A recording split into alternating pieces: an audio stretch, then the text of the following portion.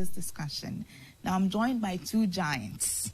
One is Mr. Salim Frederick Hannawi, and the other one needs no introduction. You just watched his music video with Trickmatic, Mr. Rex Omar. And we're going to be discussing the film act.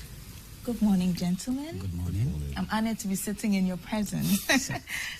And like I said, I'm very excited because I am an actress, a writer, and I produce sometimes. So I'd like to know a bit more about the film act. And I'm sure those watching will also want to know, because we all enjoy our films and our music and all of that. So just briefly, what does the film act entail?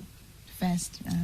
Okay, well, it's basically in an industry, in the film industry, you need some kind of regulatory body that would basically take care of anything and everything concerning film, in terms of regularizing what content we're producing, having an authority that would be able to have, committees that would map solutions into that authority, and how those solutions will affect you as a filmmaker, an actor, an actress, or the industry in general. It also looks at other areas that would map into how we relate to producers who are coming in from the outside world into Ghana to come and produce, and also regulate the kind of content in terms of our cultural perspective, so that everything Ghanaian would reflect our Ghanaian culture, so we may project Ghana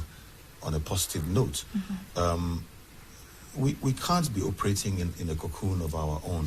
So the act aims to put some sanity into the industry, and then you also end up having an authority that, for example, if you have a problem with a production house, instead of going through your association directly to court, you may approach the authority that would sort of serve as an arbitration process of some sort, to bring things into perspective and possibly have such things resolved before it escalates into something else. Okay, Mr. Omar, are you in line with what? Yes, and also, for example, if you look at our film industry, you realize that we have the talent when it comes to the human resource, be it production, acting, and all that. But what we lack is funding. And then I think this authority or this film act also will help to liaise between the practitioners and the government, so as to be able to also help to fund our film industry. Film industry is a reflection of ourselves. It encompasses everything. You cannot have films without music. So who will ensure that any Ghanaian film will have Ghanaian music behind it? Who will ensure that when we do our films, for example, you will not see an American film without seeing an American flag. They intentionally position their flag, whether it's an office or whatever. You see American flags one way or the other somewhere to project the country. So this film act is very, very, very important, and it covers the total spectrum of the creative industry. So there was a meeting recently, a conference of the sort? Yes, Do you want to delve into that a little? The Minister of Tourism, Creative Arts, and invited us. There was a meeting for us to deliberate, wanting to bring the practitioners together to go through the film act, so that if we have any suggestions and stuff like that. She's trying to, apart from the film act, also have a creative arts act, so that it covers the total spectrum of creative art. This is a very important aspect of our economy if we are to develop as a country. So I think it's a good direction. So creative arts such as painters, people who make sculpture and all of that. Fashion, photography, painting, software development, everything that has to do with creative arts. We have the cultural heritage, but what is culture if you can't make economic sense of it? So now we're dealing with the economic aspect of the creative arts. So what was that? Did you like the outcome, the meeting? Did it address pertinent issues that you were looking to be addressed? I would say yes. At least the minister, she's very passionate about the ministry is very big. Tourism alone is too huge. Then creative arts and also culture. So, but the meeting, I was convinced that she's very, very passionate, and she wanted us, the practitioners, to own the act, so that. So I think it's Mr. Salim, were you at that meeting? Yes, I was at the meeting. As a matter of fact, a lot of what happened at the meeting was also as a result of the fact that the Ghana Actors Guild, the leadership of the Ghana Actors Guild by Samuel Fishin, with some of us as committee heads, had come together to go into some kind of advocacy funded by BUSAC. And a lot of, I wouldn't want to call it agitations, but I could say a lot of deliberations were made. And we've had one meeting with her prior to that. And as a result of some of our deliberations, I think one way or the other, when you're trying to do something and you find out that you're getting resistance from practitioners, it's time to just listen to the practitioners, especially when you find that they're very, not only passionate, but knowledgeable, and also understand the legal framework in which we need to do things. Somewhere down the line, we were able to draw the situation into that forum where the Honourable Minister Katrina Efik, who met with us to talk about the way forward and wanted to break us into groups to discuss the act itself. At some point, I guess, you know, the little tweet of a bird's voice went around to sound a voice of reasoning that the only thing that needed to be discussed at that particular forum was the way forward to form groups of people that would map solutions into the LI that would now, you know, be taken on board so that she can take it to Parliament and have it passed. And believe you me, she took it on board with her might and says, guess what? You are the practitioners. It's my office. I have the mandate to direct this. And whatever is law, I'm going to make sure it goes through. I mean, we also had a meeting with the Minister of Information Hamid, and he was also very, very passionate and supportive, because sometimes he holds brief for the Honourable Minister Katrina Efik, and also promised that, look, we're going to move in the right direction, because our President Danado is also a legal practitioner, apart from being the President of our country, and knows that what is law, and they will definitely have to support it.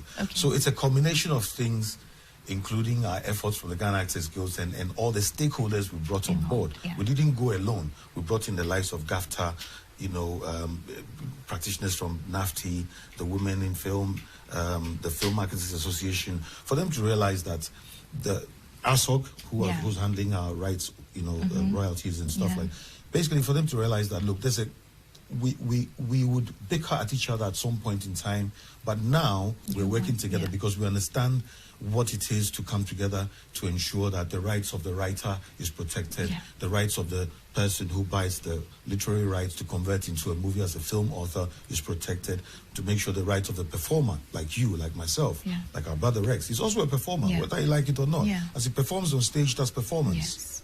So there's a combination of, as a presenter even, you're a performer. You know, I've often made a joke that one day I might be able to train a couple of lizards and bring them into the Actors Guild as pets who are but whether it's a joke or not, whether you like it or not, Skippy, the bush kangaroo, is worth a lot of money. Exactly. So we have to be mindful of what you're doing. And fortunately, Ghana has gotten to a point where sons and daughters of Ghana have grown to a point where we are actively participating. But is the act operational now? The act is passed. That's why it's operational? An act. But the operationalization of it is what we're pushing for.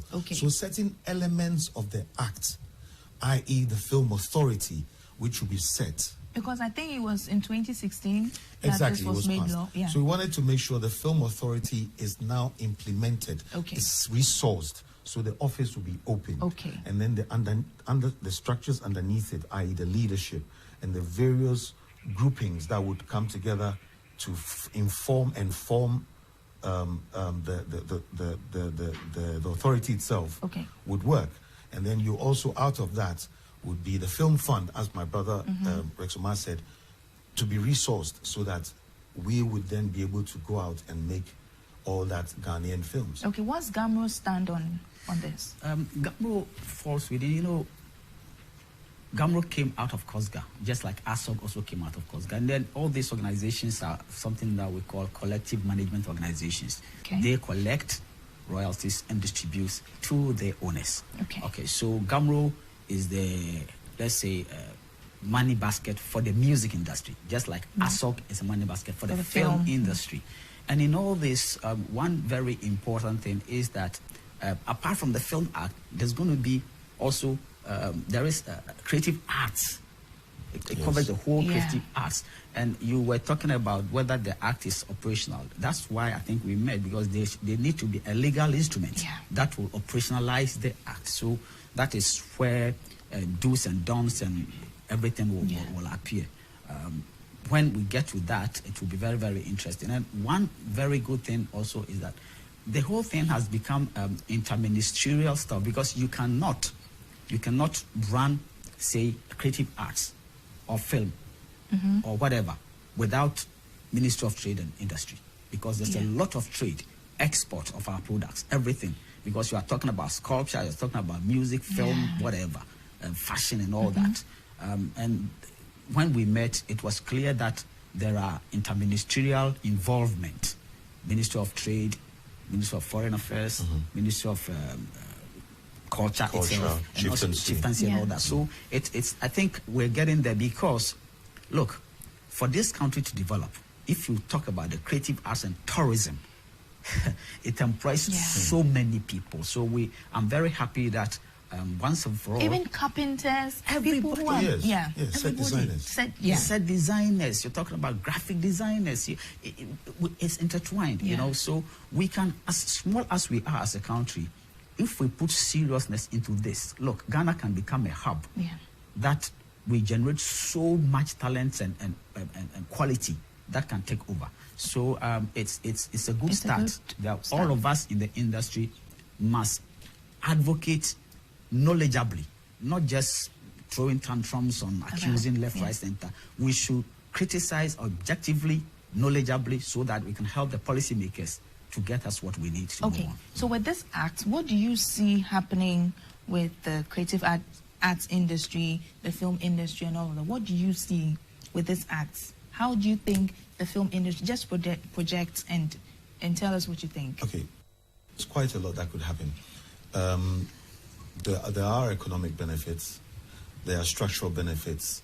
The act itself would look at, for example, regulating movies that we get to show on TV, on TV or at the cinema theaters. The act would streamline collection of revenues and for licensing and stuff like that. Not to catch you, but you mentioned the cinemas. Yes. What are we doing about? Is there a clause in there somewhere about building more centers for film? Because if you produce a film and it's just about 2 or 3 cinemas, then the amount of money you make is it's something that came on. But it's very, very important. We need a box office. For example, when a film comes out, before it gets on television or whatever, the investment must be recouped through the box office. So all our former cinema halls that have been turned into churches must stop. We have to create more of them, so that when somebody invests in a film, at least people can go and watch and get his money back before it goes on the internet and all that. That's what happens all over the world. And then the minister spoke about it. They started working on it, and then she even was emphatic that 3 theaters will be ready very soon. And whilst they continue to build. So let's see what happens. So what about the Creative Arts Board? That is already in existence. The board? It's the act says there is. So it means it means that it was an intention to operationalize it. But since the passing of the act, it's been almost a year. So a little controversial. Why is it that since 2016 till now, it hasn't been made operational? Why? Is it because the interest there is not that much, or what do you think? We've got into an arena of positiveness at the moment. We've gone past that arena where, I'm building how should I call it? I'm building maybe the mall, the Accra Mall, for example. as a film act.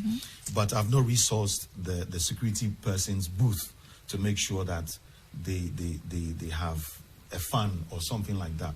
It takes the security person to come up and say, look, I don't have this and it's not conducive to my environment. So let's break it back to perspective. He had to take the film production fraternity to agitate, to say, look, we want it, even though maybe attention may have not been passed. I mean, a light have not been shown onto the situation. But it took the industry, a lot of us, to agitate from the bottom to make sure we get to where we needed to get to, and it could have easily been sidelined. Yes. But when you have people who has time to listen to and make voice of reasoning sound in their minds to accept these things, it brings us to where Catherine Afiku brought us at the meeting at the Dubois Center to make sure these things are done.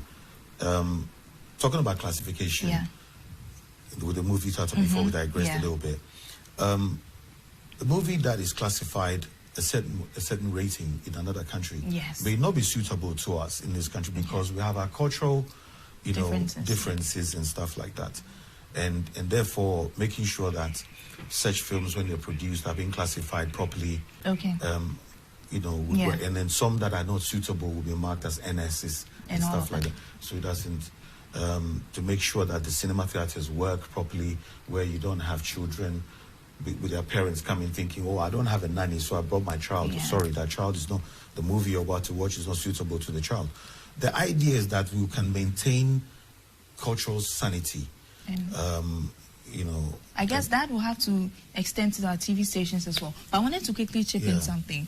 Since GHAMRO is on board and you are protecting musicians, are you going to enforce and say that, you know what, when you produce 100 movies, you have to make sure that 90 of them have Ghanaian songs? Is there something, are you going to enforce it? Because sometimes people could produce movies but then use other songs that are not Ghanaian. I think it will all fall within the act and the legal instrument. But have you discussed that? Is there something definitely. I mean, during that meeting, we even spoke about that. It is very important, and it is good for Ghana, because how would you produce a Ghanaian film and you are playing Michael Jackson's song behind it? I mean, it's not on. And then let me come back to your question as to why is it that since 2016 the thing has been. We in the creative arts must understand that politicians, they are being dragged with something that they term very crucial, like education, health, and all. So in most countries, creative arts, they look at it like luxury. Especially in our part of the world, as much as creative arts without any support has been on its own, government still can't get it. So it behoves on we in the creative arts to always put pressure on them. Let them understand that it benefits the country more than they think. Because at the end of the day, look at the number of people who wants to get into film, the number of people who want to get into music, fashion, and all that. But if you neglect these things and you are always thinking about the other side, so we have to always put pressure on them for them to understand that the most important eye of the economy is what they are neglecting. I think it's more difficult for writers. Well, compared to, would you agree, compared to actors? Because writers, there are a lot of creative people, and so you hear about a Ghanaian winning a certain international award and all of that, but they haven't published anything in Ghana. So I write as well. So I've been writing a book for the past 3 years now, and I've just put it somewhere for now, because even when you finish, are there publishers? Are they effective enough? All of those. These are the areas that we need to educate ourselves. Copy Ghana exists. Copy Ghana exists. Is another is the collective management organization on the side of literally. So it's like we have GHAMRO for music, ASOC for audiovisuals, and Copy Ghana for literary works. So and one thing that we must understand, the world is changing and we must change very fast. I mean, now gone are the days when somebody will write a book and is waiting, looking for publishers. You can publish your own book on Amazon. On Amazon, exactly. E-book. So if the book is good enough, then later it can be republished, hard copies republished in other territories also. So don't wait for a publisher. Finish that thing, publish it, make it soft. We have just about a few. Okay. We're wrapping up now, so your last words, and then we'll talk about your song, where people can find it and all of that. So, final words. My final words is that I thank Ghana for making the film industry what we want it to be, by passing. And I thank our Honorable Minister and also Katrina Feku and Hamid for bringing some life to this, and I thank her also for granting us the opportunity to group ourselves together to basically form committees to map into the legislative instruments that will support the act. And for me, that's a win-win situation for Ghana. Okay, so I'm also very happy that at least for now Ghana is waking up to the creative arts, and we need to band together and then always put pressure for them to do what they have to do. Okay. So the song, where can people find it? Yes, I mean, as for the song, they are on all the digital platforms, Amazon, iTunes, and all the digital shops. They are there. And then it's a project that I'm doing. So currently we have a High Life Agogo in the market, so people should follow me on my I'm Rex Omar Twitter, Instagram, and all that, so that we can help. Okay, we have to go, but 1 second answers question. What happens if after all this it takes another 2 or 3 years, and then? I can promise you that it will not take that long, because we're looking at June to map into what goes into the LI. We are wide awake. We are not going to sit down. We are not going to allow them the luxury to wait. Right now we are on fire, so they will be on their necks. Active citizens. Good. I'm very happy about this because I'm involved as well. So thank you, Mr. Hannawi, for coming on. Thank you, Mr. Omar. It's been a very great discussion. Well, we go and take a break, and when we come back, we wrap up.